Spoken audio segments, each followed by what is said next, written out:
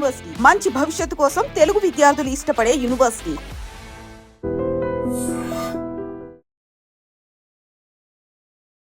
Hi hello నమస్తే, welcome to iDream media. నేను మీ శ్రావ్య. Financial planning చేసుకోవాలనుకున్న ప్రతి ఒక్కరికి ఇన్వెస్ట్మెంట్, రిటైర్మెంట్స్ గురించి చాలా డౌట్స్ ఉంటాయి. వాటి గురించి క్లియర్ చేయడానికి మనతో పాటు పిఎస్ చంద్రశేఖర్ గారు, mutual fund distributor, amphi register ఉన్నారు. ఒకసారి ఆయనతో మాట్లాడి మిగతా డీటెయిల్స్ అన్నీ తెలుసుకుందాం. నమస్తే సార్. నమస్తే. సో ప్రతి ఒక్కరికి ఫైనాన్షియల్ ప్లానింగ్ చేసుకోవాలంటే ఇన్వెస్ట్మెంట్ ఎలాగా, రిటైర్మెంట్ ప్లాన్స్ ఎలాగా అనే ఒక డౌట్స్ ఉంటాయి. సో ఒక ఎగ్జాంపుల్ మీ దగ్గరికి తీసుకొని వచ్చాను. ఏంటి అంటే, ఇద్దరు పిల్లలు ఉన్నారు. ఎడ్యుకేషన్ ఒక 20 years అబ్బాయి లేదా ఒక 16 years అమ్మాయి అనుకుందాం. వాళ్ళిద్దరికి ఎడ్యుకేషన్కి మనం ప్లాన్ చేసుకోవాలనుకుంటే వాళ్ళ దగ్గర ఒక 20 lakhs ఉంది అనుకుందాం. ఆ 20 lakhsని మనం ఎలాగ ఇన్వెస్ట్ చేసుకోవచ్చు వాళ్ళ ఎడ్యుకేషన్ కోసం? ఒకసారి దాని గురించి చెప్తారా? శ్రావ్య గారు, మంచి క్వశ్చన్ అండి. ఇవాళ ప్రతి ఒక్కరూ ఎంతో కొంత ఒక డబ్బులు అనేది కూడబెట్టుకుని ఉంటారు వాళ్ళ పిల్లల చదువుల కోసం అని చెప్పి. ఆ మంచి ఎగ్జాంపుల్ తీసుకుని ఇవాళ అడిగారు నన్ను. ఒక 20 లక్షలు ఉందన్నారు, కరెక్ట్ కదండి? అవును సార్. ఇద్దరు పిల్లలు. అవును సార్. వాళ్ళ వయసులో ఏంటి మేడం? 20 years ఒకరికి, 16 years ఒకరికి. 2016. జనరల్గా మేడం, ప్రతి ఒక్కరూ వాళ్ళ పిల్లల ఎడ్యుకేషన్ కోసం అనేది ఇన్వెస్ట్మెంట్స్ అనేది చేస్తుంటారు, కూడబెడుతుంటారు. ఇక్కడ ఏంటంటే ఏజ్ ఏమో కొంచెం ఎక్కువ ఉంది పిల్లలు, అంటే ఆల్మోస్ట్ ఎడ్యుకేషన్ అయిపోయిన స్టేజ్లో ఒక బాబు కానీ పాప, ఇంకోటి ఏమో 16 years. అంటే జనరల్గా మనం చూసుకుంటే మేడం, ఈ 20 లక్షలు మీరు చెప్పారు కాబట్టి, అంటే ఆ 20 లక్షలు అక్యుములేట్ చేసిన అమౌంట్. ఇది కాకుండా వాళ్ళ సర్వైవల్కి ఏదో ఒక ఇన్కమ్, సోర్స్ ఆఫ్ ఇన్కమ్ వస్తుంది అనుకున్నాం. ఓకే, అది క్యాల్కులేట్ చేయకుండా పక్క పెట్టుకుంటూ ఈ 20 లక్షల్ని ఓన్లీ ఎడ్యుకేషన్ పర్పస్ ఎలా వాడాలనేది మాట్లాడదాం మేడం.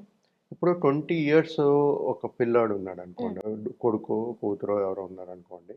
జనరల్గా వాళ్ళ ఎడ్యుకేషన్ 20 years వచ్చినప్పటికీ ఏంటంటే వాళ్ళు గ్రాడ్యుయేట్ కానీ ఇంజనీర్ కానీ కంప్లీట్ అయి ఉంటుంది. అదే 16 years తీసుకునేటప్పుడు ఒక 12th ఇంటర్మీడియట్ చేసి ఉండాలి. ఇప్పుడు 20 years మనం ఒక కిడ్ని తీసుకున్నాం అనుకోండి, పిల్లలు తీసుకున్నాం అనుకోండి, వాళ్ళు ఆల్రెడీ ఇంజనీరింగ్ అయిపోయి ఉంటుంది. అంటే పోస్ట్ గ్రాడ్యుయేట్ చేయడానికి వాళ్ళకి డబ్బులు కావాలి, రైట్? సో ఇక్కడ 16 years కానీ తీసుకుంటే ఇంకా ఒక గ్రాడ్యుయేషన్ చేసి మళ్ళీ ఒక 5 years, 3 + 4 లేదా 4 + 2 6 years ఎడ్యుకేషన్ అనేది ఉంది.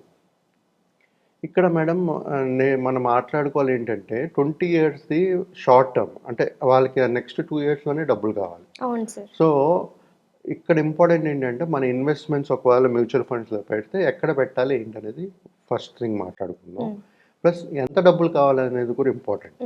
సో ఇప్పుడు ఈ 20 lakhs ఉన్నాయి కాబట్టి నేనేం చేస్తానంటే ఒక 10 లక్షలు పెద్ద 20 years బాయ్ కానీ గర్ల్ కానీ వాళ్ళ పేరు మీద ఇన్వెస్ట్ చేస్తాం. ఇంకో 10 దీంట్లో. కానీ ఆ 10 కూడా ఎలాగ ఇన్వెస్ట్ చేయాలి, ఎక్కడ ఇన్వెస్ట్ చేయాలి? Okay, 20 years girl old daughter పేరు మీద ఇన్వెస్ట్ చేయాలనుకునేటప్పుడు 10 లక్షలు ఇన్వెస్ట్ చేస్తున్నాం మనం. ఇది ఏంటంటే మేడం మనకు షార్ట్ టర్మ్, అంటే వితిన్ 1 year 2 yearsలో మనం కట్టుతూ ఉండాలి. కాబట్టి ఇక్కడ మన రిస్క్ అనేది తీసుకోలేము. అంటే ఇప్పుడు ఇద్దరి పేరు మీద హాఫ్ అండ్ హాఫ్ పెట్టుకోవాలంటారా, లేకపోతే depends on the education and ఇయర్స్ని బట్టి వాళ్ళని డివైడ్ చేసుకోవచ్చు అంటారా? ఇప్పుడు పెద్ద 20 సంవత్సరాల అమ్మాయికి 2 సంవత్సరాలు చదువు, ఓకే, 2 కానీ 3 years అనుకోవాలి. సో అటు 3 yearsకి డబ్బులు కావాలి. సో ఫస్ట్ 10 లక్షలు అమ్మాయి పేరు మీద పెడదాం, ఇంకో 10 లక్షలు 16 సంవత్సరాల పేరు మీద పెడదాం. ఇది ఎడ్యుకేషన్ కోసమే కదా. ఒకవేళ తన ప్రియారిటీ ఏంటంటే ఫస్ట్ అమ్మాయి ఇప్పుడు 20 years వాజ్ కంప్లీటెడ్. సో అలాంటి అమ్మాయికి ఒక ఎడ్యుకేషన్ డబ్బులు పెట్టి ఇన్వెస్ట్ చేయాలి అనుకునేటప్పుడు మనం ఈక్విటీ ఫండ్స్లో వెళ్ళకూడదు, ఎందుకంటే హైలీ వాలటైల్ ఉంటుంది, రిస్క్ ఉంటుంది. సో ఇలాంటి ఒక 10 లక్షల్లో ఒక డెప్ట్ ఫండ్స్ ఏదైతే ఒక 7-8%, 9% రిటర్న్స్ ఇస్తాయో, which is not link to the market, government bonds కానీ ఇన్స్టిట్యూషన్ సెక్యూరిటీ బాండ్స్ కానీ, సో అలాంటి ఇన్వెస్ట్మెంట్స్ అనేది డెప్ట్ ఫండ్స్లో చేసుకోవాలి. ఇది చేసుకున్న తర్వాత 16 years అమ్మాయికి వద్దాం. అక్కడ ఏంటంటే ఒక ఇంటర్మీడియట్ అయిపోయి ఉంటుంది, అక్కడ మనకి ఇంకా 6 years ఎడ్యుకేషన్ ఉంటుంది. అక్కడ ఏంటంటే పార్ట్ ఆఫ్ ద ఇన్వెస్ట్మెంట్, ఆ 10 లక్షల్ని కొంత డెప్ట్ కొంత ఈక్విటీలో ఇన్వెస్ట్ చేసుకుంటూ పోవచ్చు, కొంచెం బెటర్ రిటర్న్స్ వస్తాయి. మీరు అడిగారు చూసారా, ఇద్దరికి 10 లక్షలు పెట్టాలా అని. ఇప్పుడు 20 ఇయర్స్ 10 లక్షలు పెట్టాం, ఇక్కడ 10 లక్షలు పెట్టాం. ఎందుకంటే ఇప్పుడు మీరు అడిగినట్టుగా 16 ఇయర్స్కి కాస్ట్ ఆఫ్ ఎడ్యుకేషన్ పెరుగుతుంది, అవును రైట్? 20 ఇయర్స్కి ఇమ్మీడియట్గా ఉంది కాబట్టి అంత ఎక్కువ పెరిగే ఛాన్సెస్ ఉండదు. అవును ఇన్ఫ్లా ఒక 10% అంత 20% తీసుకుంటూ క్యాలిక్యులేట్ చేసుకోవాలి. కానీ ఇక్కడ ఈక్విటీలో పెట్టలేము, ఎందుకంటే షార్ట్ టర్మ్ అవును గుర్తుపెట్టుకోండి. సో అందుకని 10 lakhs ఎక్కువ ఇచ్చాం మనం, రైట్? ఉమ్, సో 10 lakhs పెట్టాను, ఇక్కడ 10 lakhs పెట్టాను.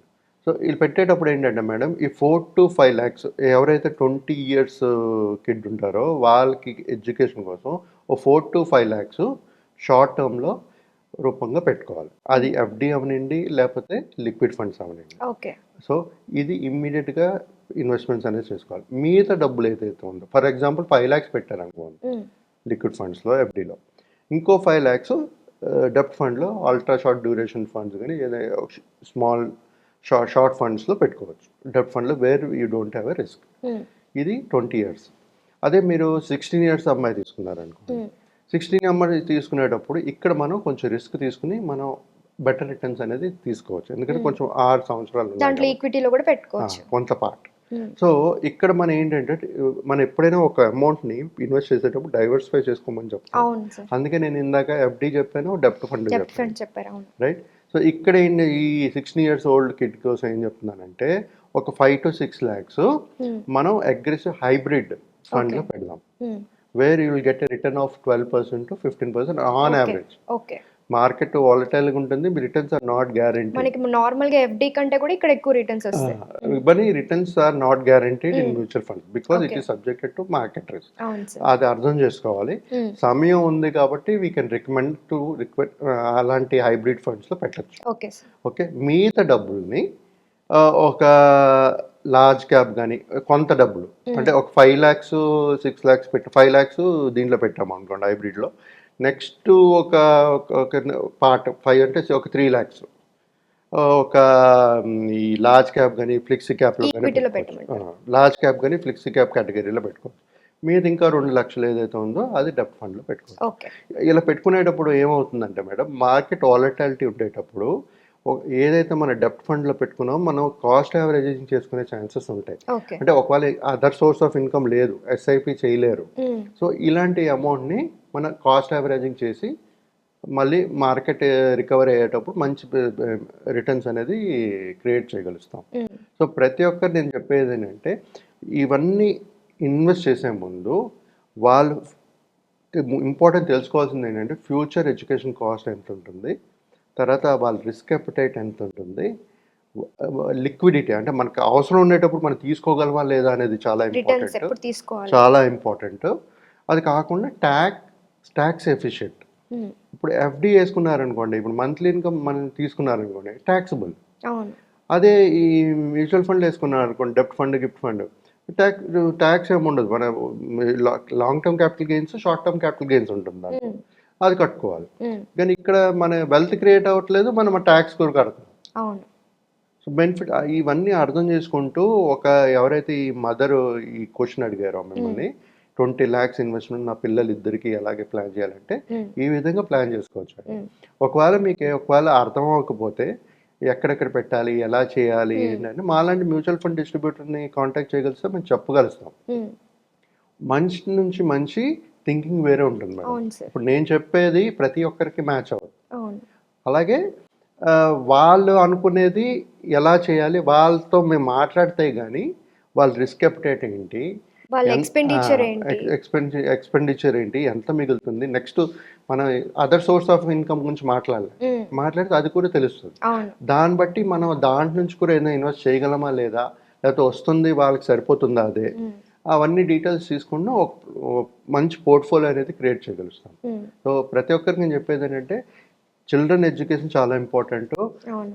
తక్కువ సమయంలో కంటే అంటే షార్ట్ పీరియడ్లో ప్లాన్ చేసుకోకుండా లాంగ్ పీరియడ్ నుంచి, అంటే ఎప్పుడైతే మీరు ఎగ్జాక్ట్లీ ఇక్కడ దగ్గరగా వచ్చినప్పుడు కాకుండా వాళ్ళ చిన్న పిల్లలుగా ఉన్నప్పుడే ప్లాన్ చేసుకుంటే కనీసం ఒక 10 సంవత్సరాల సమయం ముందే ప్లాన్ చేసుకుంటే ఇలాంటి టెన్షన్స్ ఇవన్నీ ఉండవు మేడం. ఉమ్, ఓకే, సో మ్యూచువల్ ఫండ్ ఎప్పుడు long term strategy, short term strategy కాదు. ఉమ్, కాకపోతే ఇక్కడ ఏంటంటే మనం ఇప్పుడు 20 years గర్ల్కి మనం డెప్ట్ ఫండ్లో పెడుతున్నాం, అవును అక్కడ వెల్త్ క్రియేట్ అవ్వదు, మనకి అంత ఇమ్మీడియట్గా రిటర్న్స్ రావు. 7-8% 7 to 8, 9% maximum.